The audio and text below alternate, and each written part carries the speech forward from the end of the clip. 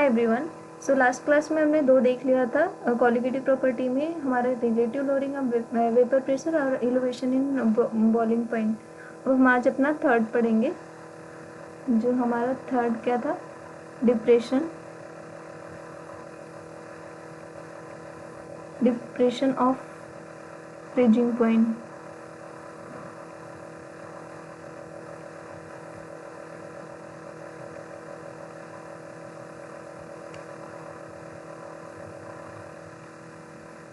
Basically हम इसमें क्या देखेंगे कि जब हम पहले हमने देखा है कि जब हम हमारा जो होता है वेपर प्रेशर होता है सॉल्यूशन का, वो डिक्रीज करता है जब हम कोई नॉन वोलेटाइल सॉल्यूट पार्टिकल्स को डालते हैं तो हमारा जो वेपर प्रेशर होता है वो डिक्रीज हो जाता है।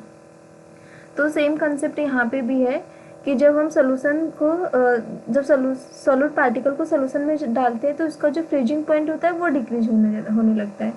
तो उससे मतलब जो उसके फ्रीजिंग पॉइंट में डिक्रीज होता है उसी को ही हम डिप्रेशन इन फ्रीजिंग पॉइंट कहते हैं।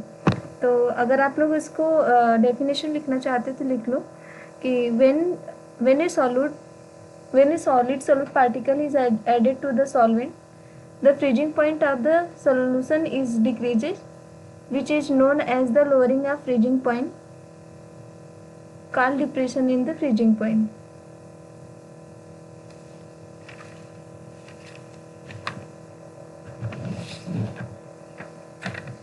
When a solute is added to a solvent, the freezing point of the solvent is decreases. This lowering of the freezing point is called depression in the freezing point.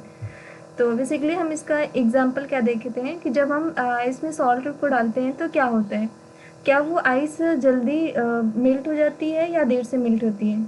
तो जब हम ice में salt को डालते हैं तो जो उसका जो फ्रीजिंग पॉइंट वो डिक्रीज हो जाता है। तो इसलिए वो जो होती है 0 डिग्री से कम टेम्परेचर पे ही मेल्ट हो जाती है। तो ये सब है एग्जाम्पल हमारा depression in the freezing point का। तो हम जानते हैं कि इसमें क्या होता है, जो हमारा सॉलिड होता है, सॉलिड और लिक्विड फेज दोनों एक दूसरे के डायनामिक इक्विलिब्रियम में होते हैं। यहाँ पे मैं एक डायग्राम बनाऊंगी, उसके थ्रू समझाऊंगी। यहाँ पे सॉरी यहाँ पे मोल फ्रैक्शन, और ये हमारा हो गया वेपर प्रेशर,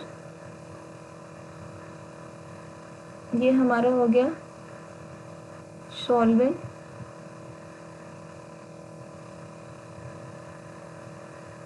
और यहाँ पे हमारा हो गया ये सॉल्यूशन।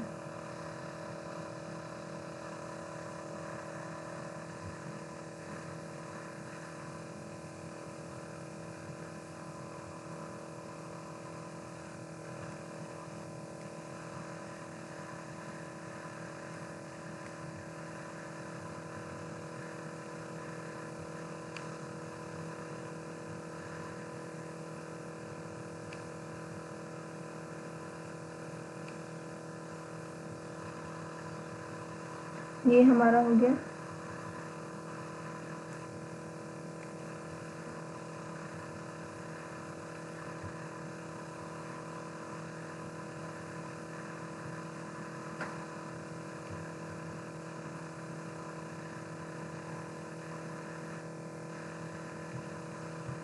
फ्रोजन सॉल्वेंट का। ये हमारा हो जाता है डेल्टा TF, ये TF नॉट, ये हमारा हो जाता है, यहाँ पे बेसिकली टेम्परेचर होता है TF होता है, और ये हमारा होता है डेल्टा TF। तो यहाँ पे हम पहले देखेंगे कि फ्रीजिंग पॉइंट होता है क्या है।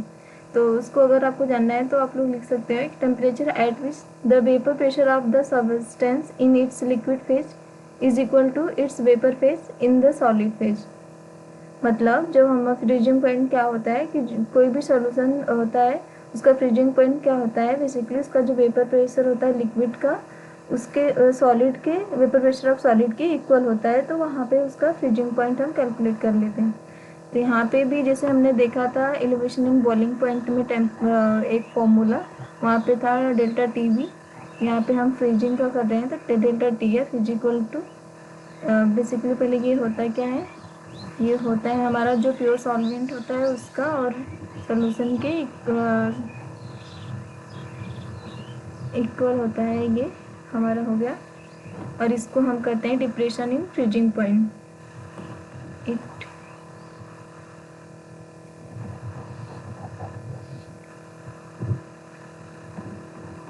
It is known as depression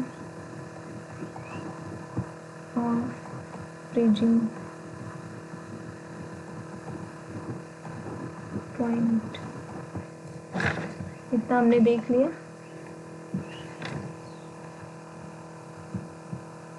क्योंकि हमने पहले वाले में देखा था कि जो हमारा एलिवेशन ऑफ बॉइलिंग पॉइंट होता है वो डायरेक्टली प्रोपोर्शनल होता है मोलरिटी के, तो सिमिलर हमारा जो डिप्रेशन ऑफ फ्रीजिंग पॉइंट होता है वो मोलरिटी के प्रोपोर्शनल होता है।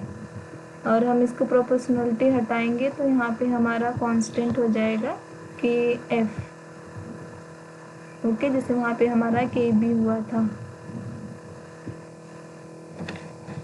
और इसको हम चेंज करके लिखना चाहते हैं तो लिख सकते हैं delta T F is equal to K F, M को हम लिख सकते हैं W2 अपान M2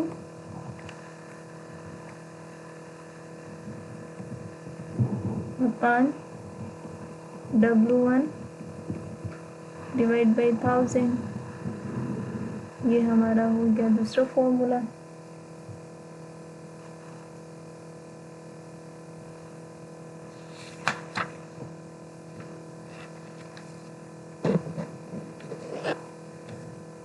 अब हमारा जो थर्ड बचा, लास्ट वाला बचा था, वो हमारा था ऑस्मोसिस।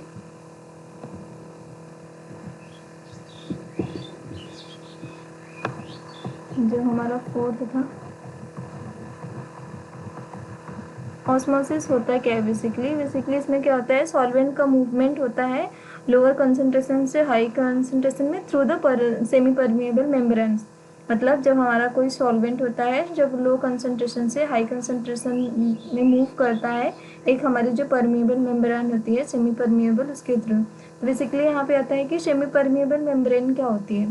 तो इससे बेसिकली क्या होता है कि जैसे हमारे सोल्यूशन में क्या होते हैं, सॉल्यूट और सॉल्वेंट दोनों होते हैं। तो जो हमारा सॉल्यूट होता है वो उससे मतलब वो ऐसा सेमी मेम्ब्रेन होता है जिससे केवल सॉल्वेंट ही फ्लो करता है, ना कि जो हमारा सॉल्यूट होता है। तो जिसे हमारा होता है चाय छानने की छन्नी वाला होता है ना, कि जो हमारी चाय पत्ती वगैरह होती है वो अलग हो जाती है, बाकी का जो हमारा चाय रहता है फ्रेश वो ऐसा होता है। तो वैसे ही हमारा सेमी परमिएबल मेम्ब्रेन का काम होता है इसमें। तो इसका हम एग्जांपल क्या देखेंगे कि कभी आपने जैसे भी गर्मी का मौसम चल रहा है तो लोग खीरा खाते हैं, खीरे पे क्या करते हैं, नमक डाल देते हैं। तो खीरा अगर कटा हुआ खीरा है उस पर हम नमक डाल देते हैं तो उसमें जो होता है हमें वाटर जल्दी दिखता है। तो ऐसा क्यों होता है, क्यों? क्योंकि उसके जो बाहरी का कॉन्सेंट्रेशन होता है वो ज़्यादा हो जाता है, इसलिए। तो ये सारे ऑस्मोसिस के एग्जाम्पल होते हैं। इसमें एक और हमें देखना होता है कि अगर आपको लिखना तो इसका डेफिनेशन तो लिख लो कि osmosis is the movement of solvent from dilute to osmosis is the movement of solvent from dilute concentration to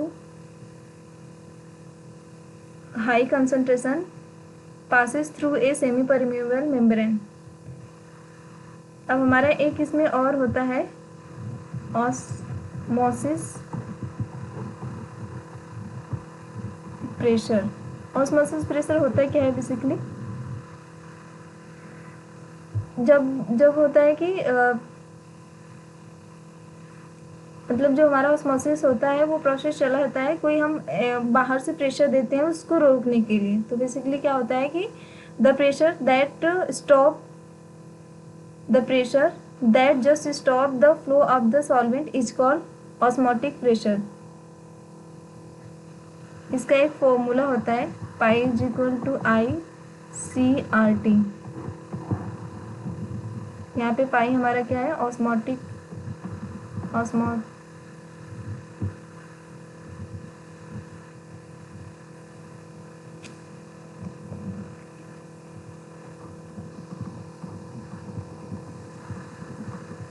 pressure होता है, यहाँ पे जो हमारा होता है 1/2 फैक्टर है,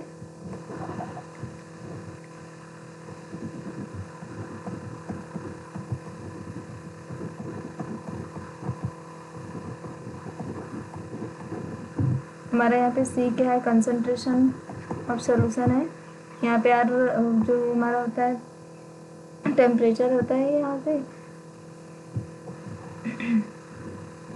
हमारा R जो है गैस कांस्टेंट होता है।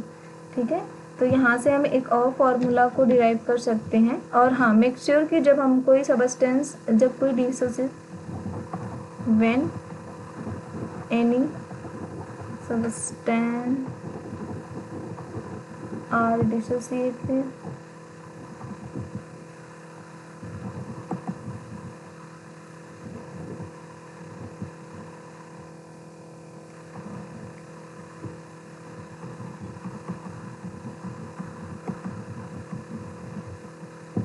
Then I is greater than equal, ये हमेशा माइंड में याद रख लेना।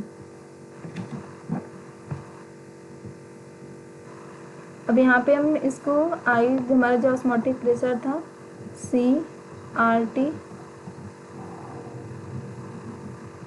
यहाँ से हम pi is equal to C को हम चेंज कर सकते हैं N2/V, क्योंकि मतलब हमारा तो है C is equal to number of moles upon volume होता है RT, ये हो गया एक हमारा, ये फॉर्मूला हो गया।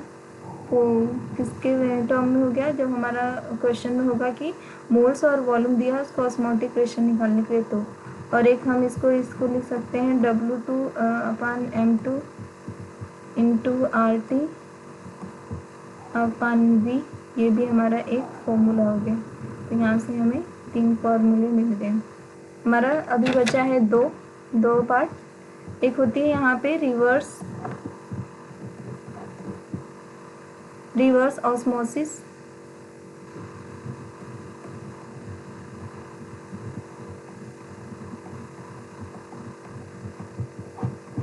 बेसिकली ये क्या होती है, जो हमारा ऑस्मोटिक प्रेशर क्या होता है कि उसमें क्या होता है, सॉल्वेंट जो हमारा होता है लो कंसंट्रेशन से हाई कंसंट्रेशन की ओर मूव करते हैं through semi permeable membrane. But इसमें क्या होता है कि ये जस्ट अपोजिट होता है ऑस्मोसिस के। तो इसमें क्या होता है कि जब सॉल्वेंट का मूवमेंट हाई कंसंट्रेशन से लो कंसंट्रेशन में होता है तो हम उसको रिवर्स ऑस्मोसिस कहते हैं।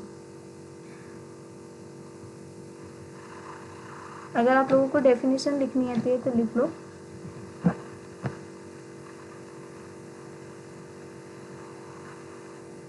It is the opposite of the osmosis.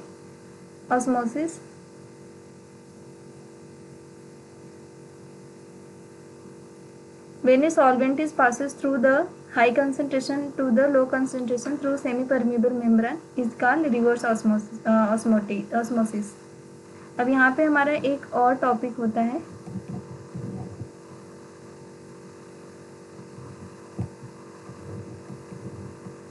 Abnormal molecular mass.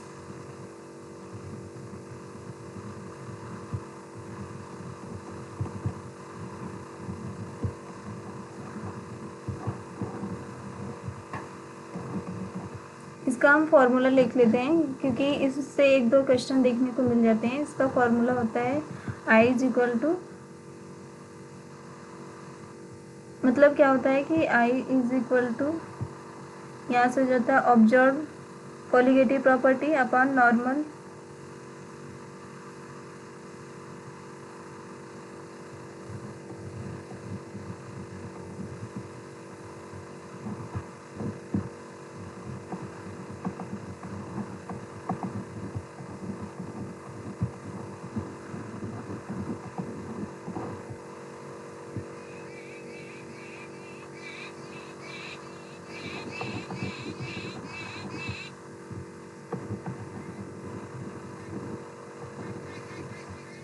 Value of mass हो गया।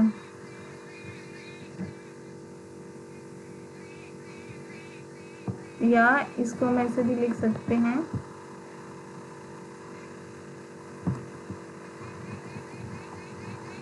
Normal molar mass upon observe molar mass.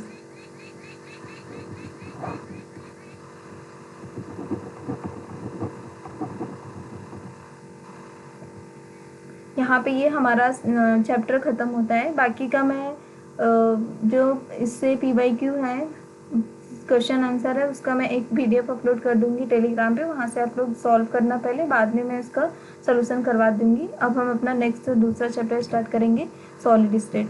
Thank you for watching.